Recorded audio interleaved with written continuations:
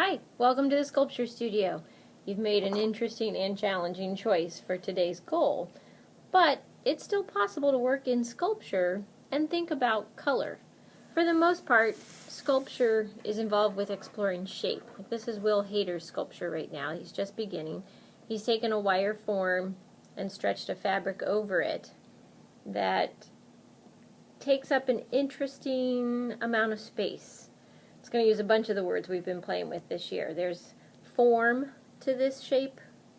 There's space taken up, like there's room behind it and room in front of it. But now he's got the challenge of thinking of using color for a purpose. The sample sculpture that's like Will's was this one that I created. Do you know what color scheme this is? If your goal today is to use color as a purpose, as you look at this, you'd be thinking, well, it's really just one color, but different values of that one color, lights and darks of the green. So this would be called a monochromatic sculpture. One color, light and dark values. It is the calmest color scheme you can come up with. If I were to choose an analogous color scheme, which is my second choice, I could add some blues or purples to this because they are colors right next to green on the color wheel.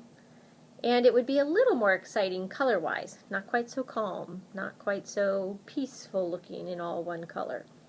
But analogous colors go well together. They are related, and therefore they make your sculpture interesting, but not, what's the word I want to use? Not electric, not intense.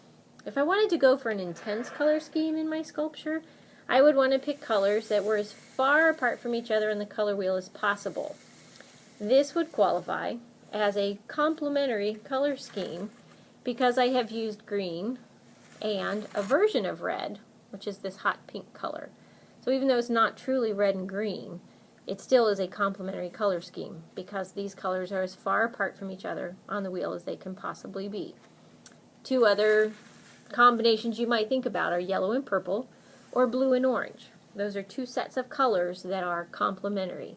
They are as far apart and as exciting a combination as you can possibly come up with, according to the color wheel.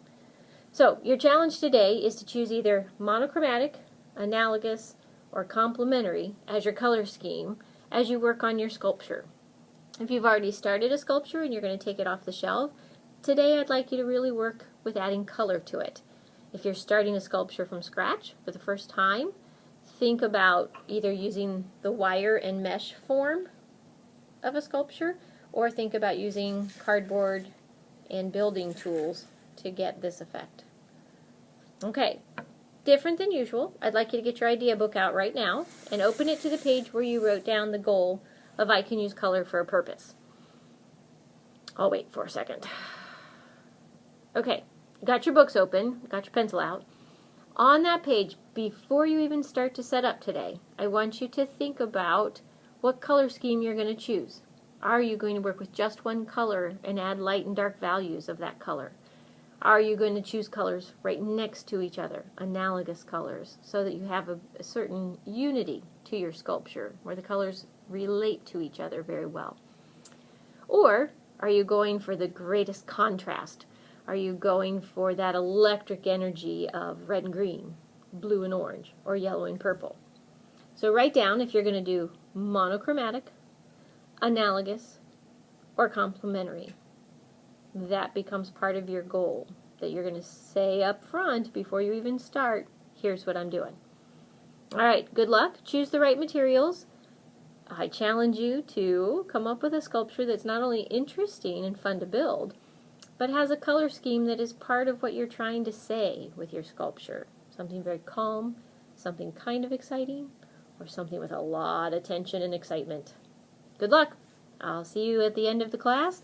If you need something while you're working, be sure to put your name on the poll, and I'll come over as soon as I can. And when you hear those crickets, you know what to do. Thanks.